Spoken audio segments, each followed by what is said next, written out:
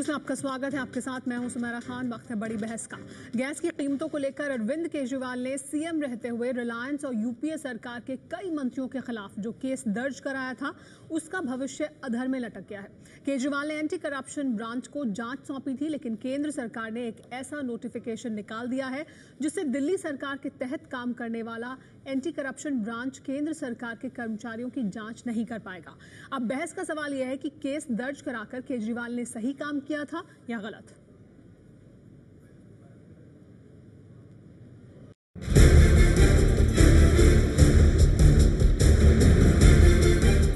पिछले महीने की 23 तारीख को जारी भारत सरकार की इसी अधिसूचना का हवाला दिल्ली सरकार के वकील ने दिल्ली हाईकोर्ट में दिया है। गैस विवाद केस में सुनवाई के दौरान दिल्ली सरकार के वकील ने कहा है कि एंटी करप्शन ब्रांच को रिलायंस और पूर्व केंद्रीय मंत्रियों के खिलाफ जांच का अधिकार नहीं है। अरविंद केजरीवाल जब दिल्ली के मुख्यमंत्री थे तो उन्होंने फरवरी महीने में देश के सबसे बड़े उद्योगपति मुकेश अंबानी पर महंगी गैस बेचने का आरोप लगाते हुए भ्रष्टाचार का केस दर्ज करने का आदेश दिया था। लेकिन इसके खिलाफ अंबानी ये कहकर कोर्ट चले गए कि एंटी करप्शन ब्रांच को यह अधिकार नहीं है। दिल्ली हाईकोर्ट में पिछली सुनवाई के दौरान एंटी करप्शन ब्रांच ने हलफनामा देते हुए कहा था कि वो रिलायंस गैस प्राइसिंग मामले की जांच कर सकती है, क्योंकि इस मामले में जो भी फैसले लिए गए हैं वो देश की राजधानी दिल्ली में ही लिए गए हैं, लिहाजा वो एंटी करप्शन ब्रांच के कार्य क्षेत्र में आता है। तब कोर्ट में 1993 के गजट नोटिफिकेशन का हवाला दिया गया था।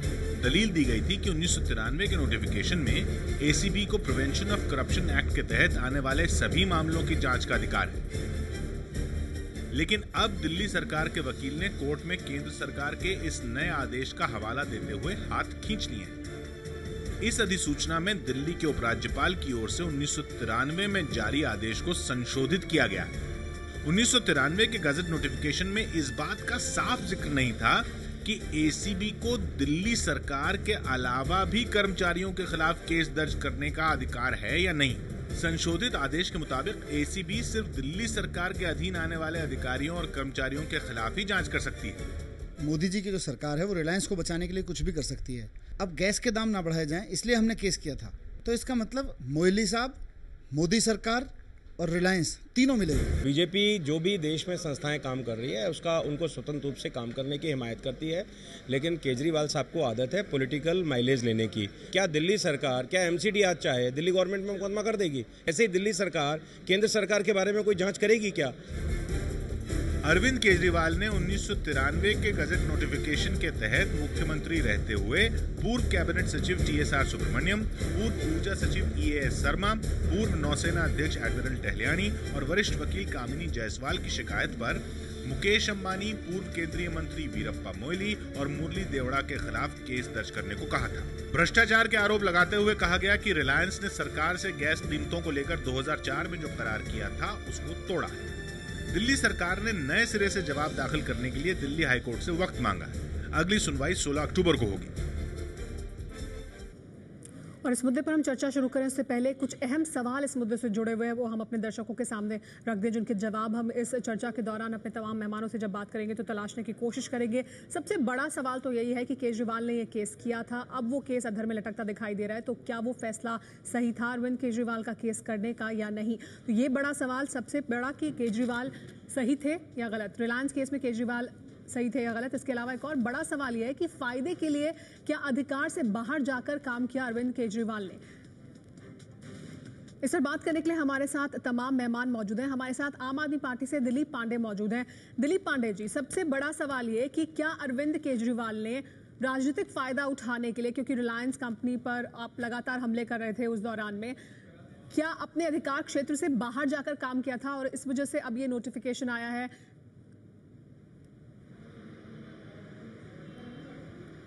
देखिए, ये बेहद शर्मनाक स्थिति में इस समय हम लोग पड़े हुए हैं।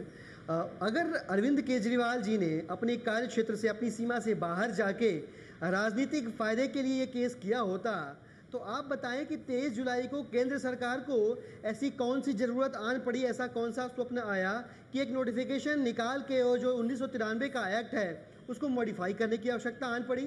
इसमें गौरतलब ये है कि जब केस किया गया था तब आईसीबी का कार्यक्षेत्र इस बात की अनुमति देता था, और इस बात का प्रमाण ये है कि 28 जून को 32 पेज का लंबा चौड़ा एफिडेविट एसीबी ने खुद दाखिल किया माननीय हाई कोर्ट के अंदर। उसमें बताया है कि हमारे कार्य क्षेत्र में आता है, इसकी इन्वेस्टिगेशन कर रहे हैं हम, और इसमें कॉपरेशन की उम्मीद करते हैं हम कंसर्न पार्टी से।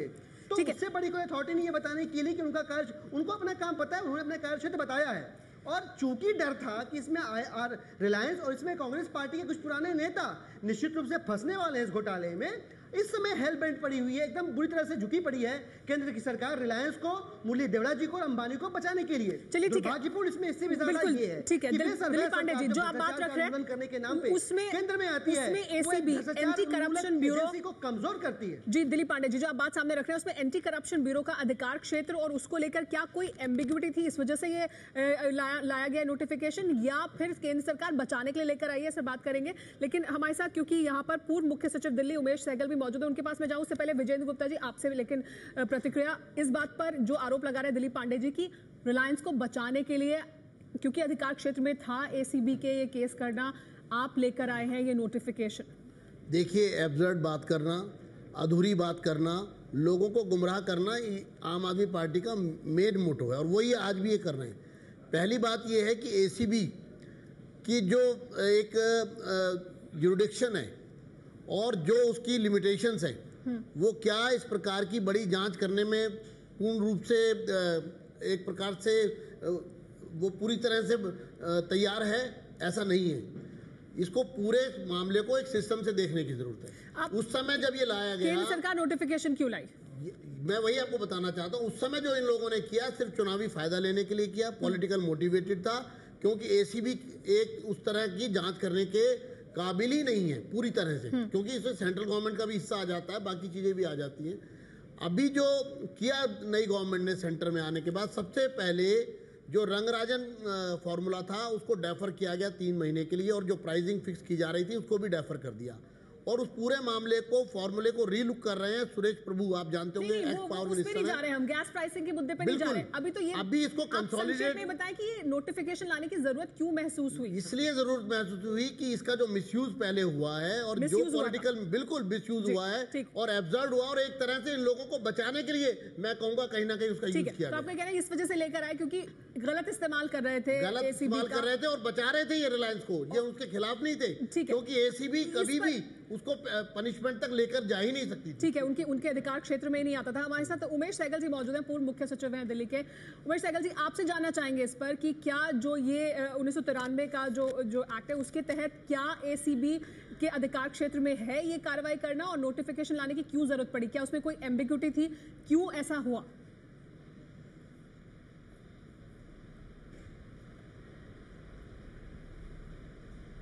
देखिए, 2 एस्पेक्ट्स हैं इसमें।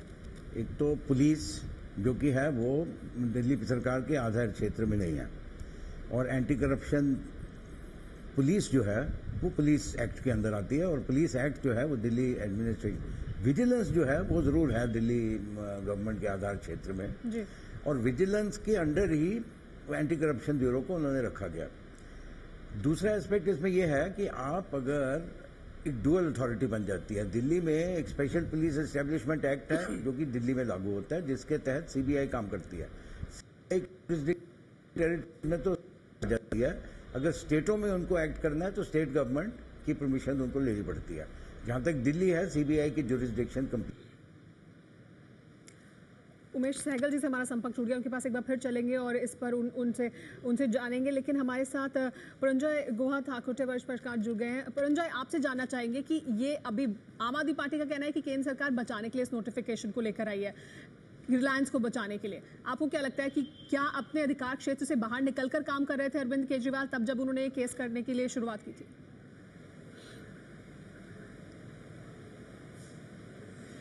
पहला बात यह है कि अदालत बताएंगे कि ये एसीबी अपना जो उसका जुरिस्डिक्शन है इसका बाहर गए कि नहीं। हम सब जानते हैं जो पुलिस, केंद्रीय गृह मंत्रालय दिल्ली का पुलिस चलाते हैं। हम ये भी जानते हैं दिल्ली का जो एलजी है, लेफ्टिनेंट गवर्नर है, इनका बॉस है केंद्रीय होम मिनिस्टर, ये सब हम जानते हैं। मगर ये भी सच है कि केंद्रीय सरकार ने ये जो कानून है, रूल्स है, ये भी बदल दिया। देखिए, मुद्दा और भी कुछ है। अरविंद केजरीवाल राजनीति में आ गए हैं तो वो कोशिश करेंगे राजनीतिक फायदा उठाने के लिए। इसमें तो क्या नया बात क्या है? आप देखिए, जिस समय अरविंद केजरीवाल और प्रशांत भूषण ये आरोप पहले लगाया, उस समय आपको याद होगा कि सारे टेलीविजन चैनल एक सार्वजनिक मंच से इन्होंने आरोप लगाया रिलायंस के खिलाफ, गैस के कीमत के ऊपर, और सबने दिखाया। फिर बाद में सारे टेलीविजन चैनल, आपका टेलीविजन चैनल भी शायद इसमें है, आपके पास वकील का चिट्ठी आ गया कि आपने मानहानि किया, मुकेश अंबानी का मानहानि किया। मगर सबसे आश्चर्य बात है कि जो टेलीविजन चैनल, इनके पास वकील का चिट्ठी आया, अखबार वालों के पास वकील का चिट्ठी आया, मगर जिन्होंने आरोप लगाया, जिन्होंने सो कॉल्ड डिफमेशन या मानहानि किया, उनके पास चिट्ठी नहीं आया। यानी कि अरविंद केजरीवाल के पास मुकेश अंबानी ने वकील का चिट्ठी नहीं दिया, प्रशांत भूषण के पास नहीं दिया। देखिए, मैं भी एक किताब लिखा हूं, एक किताब का नाम है गैस वॉर्स, और इसका सबटाइटल है crony capitalism and the Ambanis. Ambani वालों, हमें भी वकील का चिट्ठी इन्होंने पकड़ दिया। हमें ये वकील का चिट्ठी धमकी देने के लिए, आप कहिए कुछ भी कहिए, इन्होंने दिया। देखिए, ये जो मुद्दा है, अभी अभी आपने सुना जी, ये है गैस की कीमत बढ़ना चाहिए कि नहीं। इसके पीछे रंगराजन कमेटी और जो पुराने जो यूपीए सरकार का कैबिनेट जी, परंजु आपको क्या लगता है एफआईआर में है, इसमें कुछ षड्यंत्र है कि नहीं? फिर क्या आपको लगता है कोई षड्यंत्र है? क्या केंद्र सरकार, असली बात है, इसमें कुछ षड्यंत्र है कि नहीं? क्या केंद्र सरकार बचाने की कोशिश कर रही है? ये नोटिफिकेशन क्यों लेकर आए, ये अदालत बताएंगे। देखिए, यही तो असली बात है। ये सवाल आप पूछिए, जिन्होंने नोटिफिकेशन लाए उनसे सवाल पूछिए। पहला बात है कि ये जो इस विषय के ऊपर सुप्रीम कोर्ट में 2 PIL चल रहे हैं जी, वो हियरिंग पता नहीं कब होगा, खत्म होगा, ये हमें मालूम नहीं है। इसमें आर्बिट्रेशन चल रहे हैं, ये भी हमें जानते हैं। मोदी सरकार आने के बाद भी गैस का कीमत अभी तक नहीं बढ़ा।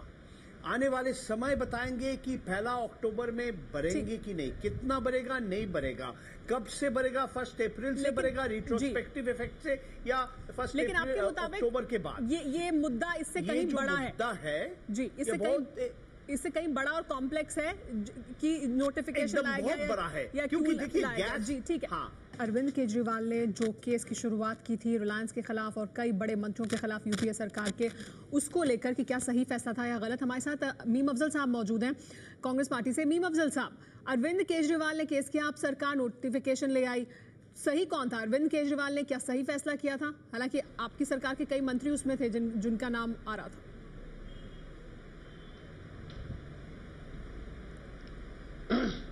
देखिए, हमारे मंत्रियों का नाम आया, इससे कोई फर्क नहीं पड़ता, आएगा तो सबके सामने आएगा। अगर हमने कोई गलती होगी तो अदालत में केस था, वो जो चाहे फैसला। ये बिल्कुल टेक्निकल बात है जो आज सामने आई है कि जो दिल्ली का एंटी करप्शन ब्यूरो है, उसको ये इख्तियार ही नहीं है कि वो सेंटर के किसी मंत्री के ऊपर या किसी अधिकारी के ऊपर किसी तरह की जांच कर सके। ये सेंटर स्टेट के जो रिलेशंस हैं उसको लेकर के एक सवाल सामने रखा गया है, और मैं यहाँ पर ये भी कहा जा रहा है कि इसके पीछे कोई बड़ी साजिश है या केंद्रीय सरकार की उनको बचाने की मंशा है। मैं इसके बारे में तो नहीं कह सकता कि बचाने की मंशा है या नहीं है, लेकिन मेरा ये मानना है कि कभी कभी अदालत में कोई ऐसी बात सामने आती है जिससे सारा केस कभी कभी धाराशायी हो जाता है और वो आगे नहीं बढ़ पाता।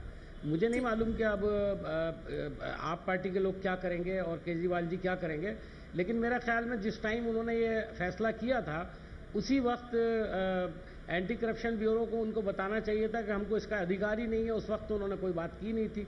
आज ये चीज़ सामने आ रही है तो जाहिर है लोग शकूक और शुबहात में हैं, लेकिन इसका फैसला अल्टीमेटली अदालत ही से होगा। अरविंद मोहन जी, जो मीम अफजल साहब कह रहे हैं कि सेंटर और स्टेट के रिलेशन, अगर फिर ऐसा होगा कि आप केस कर सकते हो तो फिर किसी पर भी केस कर देंगे, मतलब अरविंद केजरीवाल हो या आम आदमी पार्टी की सरकार हो, फिर दिल्ली में किसी पर भी केस हो जाएगा। वो एक टेक्निकल पोजीशंस हैं कि किसको कहाँ केस करना है, किस सीमा के ऊपर वाले कौन जांच करेंगे, कहाँ तक का है, क्या बाउंड्रीज हैं, वो अपना एक एडमिनिस्ट्रेटिव मामला है। लेकिन जब ये मामला इतनी मजबूती से उठा और इतनी मजबूती से चीज़ें आगे आईं, खुद अरविंद ने किया, उसके पहले आउटलुक पत्रिका ने इसको उठाया, फिर उसके बाद पार्टियों की तरफ से, सीपीआई की तरफ से लगातार ये मसला उठा, खास तौर से गुरदास दास गुप्ता इस सवाल को लेके पार्लियामेंट में इतने सेंसिटिव ढंग से उठाते रहे हैं। और ये जो 4 सीनियर जो काफ़ी हमारे सिटीजन हैं जिनकी बिहाफ पे ये केस हुआ है, वो सब अपने अपने फील्ड के दिग्गज लोग हैं। तो अगर ऐसे में मसला उठ के आता है तो अरविंद केजरीवाल हो या अरविंद मोहन हो या कोई भी हो, उसका पॉलिटिकल फ़ायदा भी लेना हो तो भी वो नहीं चुकेगा। उस मसले पे उसको टोकना ही चाहिए। वो पीआईएल में भी जा सकता है मामला, लेकिन अगर स्टेट गवर्नमेंट ने अपने बिहाफ पे ये काम किया तो मुझे लगता है कि उसको उसी मोटिव से देखना आपको चाहिए। लगता है कि अगर कोई चीज़ साफ नहीं थी भले ही उस कानून में तो, या एसीबी के जुरिस्डिक्शन को लेकर, तो उसका अगर फायदा उठाया तो ठीक था। उस मसले में कोई हर्ज नहीं है। अब आज के तारीख में अगर बीजेपी सरकार इसको पलटने जा रही है तो उसका मोटिव चाहे जो भी हो, इसका मैसेज पॉलिटिकल यही जाएगा कि ये उल्टे तरफ खड़े हैं। ये मैं डिसएग्री करता हूं। विजेंद्र जी इससे इत्तेफाक नहीं रखते। विजेंद्र जी मैं आपको मौका दूंगी आगे अपनी बात सामने रखने का। बड़ी बहस का मुद्दा आज है कि अरविंद केजरीवाल ने सही किया है गलत। हमारे साथ तमाम मेहमान मौजूद हैं इस पर बात करने के लिए। हमारे साथ उमेश सहगल जी मौजूद हैं, पूर्व मुख्य सचिव दिल्ली। उमेश सहगल जी, अरविंद केजरीवाल ने तब जब ये केस किया, क्या उन्होंने अपने अधिकार क्षेत्र से बाहर जाकर काम किया केस करने के लिए?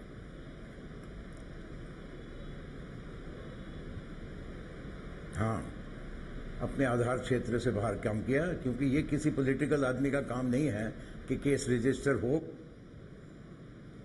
इनके आधार क्षेत्र में होता भी सही, वैसे तो इनके आधार क्षेत्र में है नहीं पुलिस का कोई भी फंक्शन, मगर इनकी किसी भी चीफ मिनिस्टर को ये ऑर्डर देना कि केस रजिस्टर करो या ना करो, ऐसा सच इलीगल है। तो अगर किसी ने एक कंप्लेंट की है, वो कंप्लेंट गई एंटी करप्शन में, वो रजिस्टर करते हैं नहीं करते हैं उनका लुकआउट है ये, उसमें चीफ मिनिस्टर का कोई रोल नहीं है। इसमें दूसरी एस्पेक्ट भी है, अगर दिल्ली को आज स्टेटहुड नहीं दी जा रही है तो यही वजह है। जी अब तो ये कहना है उमेश सहगल जी का कि इसी वजह से राज्य का दर्जा भी नहीं दिया जा रहा है दिल्ली को, क्योंकि ये एक बड़ी वजह है। विजेंद्र जी, क्या ये एक बड़ी वजह है कि राज्य का दर्जा नहीं दिया जा रहा है कि फिर किसी को पर भी केस किया जा सकता है, मुख्यमंत्री किसी पर भी केस करवा देंगे? मैं समझता हूँ कि उमेश सहगल जी ने क्या सोचकर ये कहा है ये तो वही बताएंगे, लेकिन हम ये आरोप भी आप पर आम आदमी पार्टी ने आज लगाया कि आप अपने इस वादे से पीछे हट रहे हैं। एक मिनट, दूसरा जो अभी उस पर आप 1 घंटे की और चर्चा कराएं, मैं उसमें अच्छी तरह बोलूँगा, लेकिन अभी मुझे लगता है कि जो विषय सामने है हमारे, कि वो जो एफआईआर का मामला है, वो एम्बिग्यूटी जो थी गजट नोटिफिकेशन की 8 नवंबर 1993 का, उसका एक लाभ लेकर उस समय वो किया गया, और वो सिर्फ शोकेसिंग थी, एक स्पॉन्टेनियस, क्योंकि चुनाव सामने थे और इनको सिर्फ 40-25-30 दिन की सरकार चलाकर भागना था, और लोगों के बीच में एक मैसेजिंग करने की कोशिश थी कि देखिए हम कैसे कैसे सरकार चला सकते हैं, धरने लगा सकते हैं, हम राष्ट्रपति के खिलाफ बोल सकते हैं, हम 26 जनवरी रोक सकते हैं, हम इस तरह से एफआईआर दर्ज कर सकते हैं। तो कुल मिलाकर के ये शोकेसिंग थी। अल्टीमेट इस पूरी समस्या का और इस पूरे करप्शन के मैटर का अगर कोई है तो उसका एक पूरा हल निकालने के लिए नई सरकार ने, मोदी जी की सरकार ने पहले ही दिन उसको तय किया और स्टेप बाय स्टेप इस पर चल रहे हैं। और अगर इसमें जरा भी कहीं पर कोई कोताही होगी, कोई करप्शन होगी, तो फिर कोई भी कोई क्यों ना हो, उसको बख्शा नहीं दिलीप पांडे जी, आपने सुना उमेश सहगल जी को भी कि अधिकार क्षेत्र में भी नहीं था, संविधान के भी खिलाफ काम किया अरविंद केजरीवाल ने तब जब उन्होंने ये केस दर्ज करने के लिए कहा। और विजेंद्र गुप्ता जी तो आप पर आरोप लगा रहे हैं कि आप शोकेसिंग कर रहे थे। देखिए, बिल्कुल बढ़िया है, अच्छी बात है। 3-4 बातें कहना चाहूँगा मैं इस पे। सबसे पहले तो ये कि जिस एक्ट को विजेंद्र गुप्ता जी एम्बिगियस बता रहे हैं, ये इन्हीं की पार्टी द्वारा 1993 में लाया गया एक्ट है, तो इसके लिए मुझे लगता है कि इनको माफी मांगनी चाहिए। 8 नवंबर 1993 का नोटिफिकेशन भारत, वो gazette notification government of India का था, हमारा नहीं था। आप मुझे मेरी बात कर लेते हैं, आपके समय में नहीं बोला, मुझे मेरी बात कहने दें। हाँ, तो आप झूठ ना बोलिए ना, सच बोलिए। दूसरी बात यहाँ पे ये है कि आप गौर करें, बहुत सामान्य तर्क शक्ति की आवश्यकता है इसके लिए। आप समझिए कि अगर कार्य क्षेत्र में नहीं होता तो 23 जुलाई को केंद्र सरकार को नोटिफिकेशन लाके क्लैरिफिकेशन कार्य क्षेत्र को पहले से ज्यादा लिमिटेड करने की जरूरत ही नहीं होती, जो अपने आप में इस बात का प्रमाण है कि वो कार्य क्षेत्र में था। आगे से इस तरह की बचकानी हरकत ना कर सके। इस बात को तय करने के लिए सबसे बेस्ट पार्टी, मैच्योर एक्ट कोई ना करे, पार्टी जो एसीपी है, एसीपी ने खुद 28 जून को अपने 32 पेज के एफिडेविट में यह लिख के दिया हुआ है कि हमारे कार्य क्षेत्र में आता है। तो इससे ये साबित होता है कि कार्य क्षेत्र में आना ना ये बहस का विषय नहीं है। अगर नहीं होता तो ये लागू ही नहीं करते। और इससे बड़ी चीज ये है कि कोई भी क्रिमिनल लॉ रिट्रोस्पेक्टिव इफेक्ट से नहीं लागू होता। मतलब 22 फरवरी को एफआईआर दर्ज किया गया है, उसके बाद आज 23 जुलाई को एक कानून लाके आप 22 फरवरी के एफआईआर के जुर्म को उसको एबॉलिश नहीं कर सकते। लेकिन दिलीप पांडे जी, विजेंद्र जी नहीं होता। क्यों आप live notification? Bharatiya Janata party का दर्द दो है। एक बात तो बड़ी स्पष्ट कर दूं, रिलायंस को बचाना है और दूसरा दर्द ये है कि अगर एसीबी की पावर ऐसे ही रही पर आधारित राजनीति करते हैं, आगे चल के इनकी स्केलेटन भी बाहर आ जाएंगी। और इसमें महत्वपूर्ण चीज ये है कि माननीय मोदी जी कहते हैं कि न खाऊंगा न खाने दूंगा, और इनकी हरकतें ऐसी हैं कि ना भ्रष्टाचार कम करूंगा न भ्रष्टाचार कम करने दूंगा। ये बेहद शर्मनाक है। मेरा देखिए, मैं बड़ी एक बात स्पष्ट कर दूं कि झूठ पर आधारित राजनीति करना और गुमराह की राजनीति करना इनकी मुख्य सोच है, इसलिए उस पर मैं ज्यादा नहीं जाऊंगा। मैं बड़े स्पष्ट रूप से कहना चाहूंगा कि किसी पर भी केस कर सकते थे। देखिए, आपने अपनी रिपोर्ट में खुद कहा सबसे पहले कि जो एम्बिग्विटी है 1993 के नोटिफिकेशन में, जिसमें अधिकार क्षेत्र को और कहीं ना कहीं साइलेंस था, उसका लाभ लेते हुए ये पूरी स्थिति पैदा की गई। और अगर उस एम्बिग्विटी को दूर करने के लिए गजट नोटिफिकेशन को किया जाता है तो उसको आप रेट्रोस्पेक्टिव कहते हैं। ठीक है, अगर उसमें कोई अमेंडमेंट नहीं है, वो एक तरह का क्लैरिफिकेशन है। और उसके जुरिडिक्शन पर जो साइलेंस थी उस पर क्लैरिफिकेशन है, क्लियरिटी है। कोई क्लियरिटी को या क्लैरिफिकेशन को आप अगर अमेंडमेंट कहते हैं, ये एक और आपका गुमराह करने वाला कदम है, क्योंकि आपको उसके कार्य क्षेत्र को सीमित करना था। ठीक है, आप मिसयूज करते हैं और बचकाना हरकत करते हैं। विजेंद्र जी का कह रहा है कि ये गलत इस्तेमाल होता है, किसी पर भी केस हो सकता है। इनमेच्योर एक्ट है आपका, ये जनता ने देख लिया। लेवल ऑफ इमेच्योरिटी, पैरों के नीचे जमीन खिसक चुकी है, इस बात का अंदाजा ये आपको है। इमेच्योरिटी का लेवल यहाँ पर साफ रूप से नजर आता है। नहीं, बिल्कुल सही कह रहे हैं। बिल्कुल आपकी इमेच्योरिटी साफ रूप से नजर आती है। और मौके का स्पॉन्टेनियस शॉर्ट टर्म गेम लेना और लोगों को गुमराह करना, ये आपकी आदत में है। कम करना लोगों की आदत में है गुमराह करना। आपने कोर्ट में माफी मांगी और बाहर आकर कहा कि भारतीय जनता पार्टी की सरकार हमारे ऊपर अत्याचार कर रही है, और अंदर आपने माफी मांगी गलत पोस्टर लगाने की, भड़काऊ पोस्टर लगाने की आपने माफी मांगी कोर्ट के अंदर, और जनता को गुमराह किया। हम पर अत्याचार हो रहा है, तो ये तो शॉर्ट टर्म गेम लेने की आपकी आदत है। बाकी लोगों की प्रतिक्रिया भी ले लेते हैं, बाकी लोगों की प्रतिक्रिया भी ले लेते हैं। प्रतिष्ठित चैनल पे झूठ ना बोले, बाकी लोगों की राय भी ले लेते हैं। शॉर्ट टर्म गेम लेना आपकी आदत है। दिलीप पांडे जी, और मैं आपसे उम्मीद नहीं करता हूं, बाकी लोग भी मेहमान भी मौजूद है हमारे साथ। आगे बढ़े उससे पहले पक्ष और विपक्ष में क्या तर्क सामने रखे गए इस चर्चा के दौरान, आइए उस पर एक नजर डाल लेते हैं। दिलीप पांडे का यह कहना है कि केंद्र सरकार पूरी तरह से मुकेश अंबानी की कंपनी रिलायंस इंडस्ट्रीज को बचाने में लगी हुई है। मीम अफजल साहब का यह कहना है कि केजरीवाल ने जब जांच का फैसला किया था तभी उन्हें साफ कर देना चाहिए था कि दिल्ली सरकार को यह अधिकार नहीं है। उन्हें एंटी करप्शन ब्यूरो उन्हें यह साफ कर देता कि उनको यह अधिकार नहीं है। विजेंद्र गुप्ता बीजेपी से हमारे साथ मौजूद हैं। उनका कहना है कि झूठ बोलकर लोगों को गुमराह करना आम आदमी पार्टी की पुरानी आदत है। प्रंजय का ये कहना है कि मेरा विवाद, ये पूरा गैस विवाद अभी कोर्ट में है, कोर्ट से ही तय होगा कि गैस विवाद की सच्चाई क्या है, और ये पूरा मसला इससे कहीं ज्यादा बड़ा है। हमारे साथ सभी मेहमान बने हुए हैं। मीम अफजल साहब, अभी जो ये पूरा मामला है, जो नोटिफिकेशन आया, जो केस दर्ज किया गया, उसको लेकर विजेंद्र गुप्ता जी का कहना है कि ये तो फिर कल को किसी पर भी केस कर देते, क्योंकि उसमें कुछ मामला ऐसा था, इस वजह से ये सफाई दी गई है, ये क्लैरिफिकेशन दिया गया केंद्र सरकार की तरफ से, कल को प्रधानमंत्री पर केस कर देते। तो क्या ऐसा लगता है आपको कि उसका गलत फायदा उठाया जा रहा था, इस वजह से केंद्र सरकार ने ऐसा किया? देखिए, बात हो भी सकती है और इसके पीछे कुछ और मकसद भी हो सकता है। अभी हम इसके बारे में कुछ कहें शायद वो ठीक नहीं होगा। मैं समझता हूँ कि कोर्ट में जाना चाहिए और वहाँ से इसका फैसला होना चाहिए। अभी बहुत ज़ोरदार बहस हो रही थी जिसमें मैं गौर से सुन नहीं सका, लेकिन विजेंद्र गुप्ता जी बोल रहे थे कि ये लोग बड़े झूठे हैं, वो लोग ये बोल रहे थे ये भी गुमराह करते हैं। मेरा ये मानना है दोनों ही ने गुमराह किया है देश को, और काफ़ी हद तक गुमराह किया है। इस हद तक गुमराह किया है कि दोनों को पावर मिल गई और प्रूफ कुछ भी नहीं कर पाए। मैं आपको ये बात याद दिलाना चाहता हूँ कि आप पार्टी के मुंह पर सबसे ज़्यादा देश ने नहीं दी थी, कांग्रेस ने दी थी इनको पावर। सुन लीजिए पावर तो आपने दी मैं थी। आपको बता रहा हूँ, सुन लीजिए। आप अगर बीच में टोकेंगे तो जल्दी से, आप काफी सीनियर आदमी हैं। चलिए जी, बोलिए। मैं तो जब आप बोल रहे थे तो बोला नहीं था। बोलिए मीम अफजल साहब, मेरी बात का जवाब दे दीजिएगा जब आपको मौका मिले। जी जी। मेरा ये कहना है कि रिलायंस का नाम लेकर के आप पार्टी ने काफी सीन क्रिएट किया है, लेकिन याद होगा आपको बिजली का इन्होंने हवाला दिया था, पानी का हवाला दिया था, लेकिन हमने इनको 18 मुद्दों पर सपोर्ट दिया और हमने कहा हम आपके साथ खड़े हैं, लेकिन कुछ भी नहीं कर पाए। इन्होंने सब्सिडी दी और 300 करोड़ रुपया उसी अंबानी को इनको देना पड़ा, रिलायंस को देना पड़ा, जिसके लिए ये बड़ा शोर मचाते थे।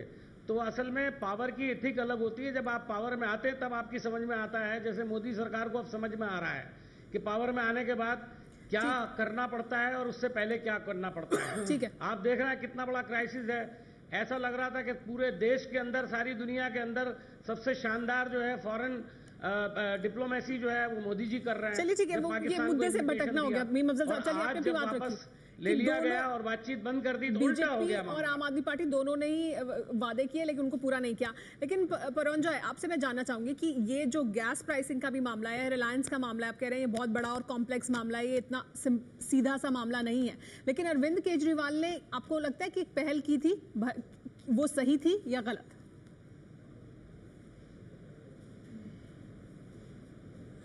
देखिए, अरविंद केजरीवाल जो किया वो खुद ने सोचा कि मैंने ठीक काम कर रहे हैं। न्यायालय बताएंगे कि किसका जुरिस्डिक्शन कहां पे है या नहीं है। और असली जो मुद्दा है ये दो है।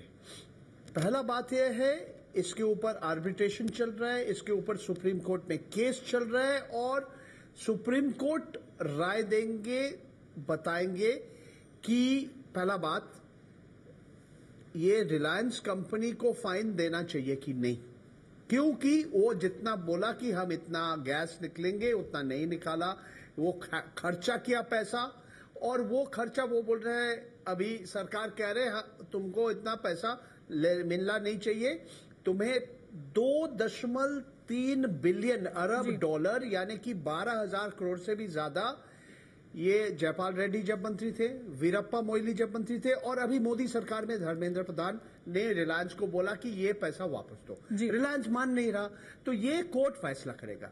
ठीक है। दूसरी जो केस है, ये भी एक पब्लिक इंटरेस्ट लिटिगेशन चल रहा है। ये है कि इसमें षड्यंत्र हुई थी कि नहीं। ये जो दिल्ली का जो एसीबी का केस है, सुप्रीम कोर्ट में भी सिमिलर एक ही तरह से एक केस है, और ये सुप्रीम कोर्ट बताएंगे कि सचमुच कोई षड्यंत्र हुई थी कि नहीं, गैस का कीमत कितना बढ़ना चाहिए और नहीं, क्योंकि नहीं बढ़ना चाहिए। ये सारे बहुत सारे मुद्दा है। और प्राकृतिक गैस ऐसा चीज है जो खाद बनाने के लिए है, बिजली उत्पादन के लिए होता है, रसोई में इस्तेमाल करते हैं, यातायात के लिए इस्तेमाल करते हैं। तो ये एक चीज है जो सबके ऊपर असर पड़ता है, जिसका पूरे समाज पर असर पड़ता है, जिसका जी हाँ बिल्कुल, जिसका पूरे समाज पर, भारतवर्ष का अर्थव्यवस्था में ऊपर पर, जिसका पूरे समाज पर असर पड़ता है। हमारे पास इतना ही समय इस चर्चा के लिए। आप सभी मेहमानों का बहुत बहुत शुक्रिया हमारे साथ इस चर्चा में जुड़ने के लिए।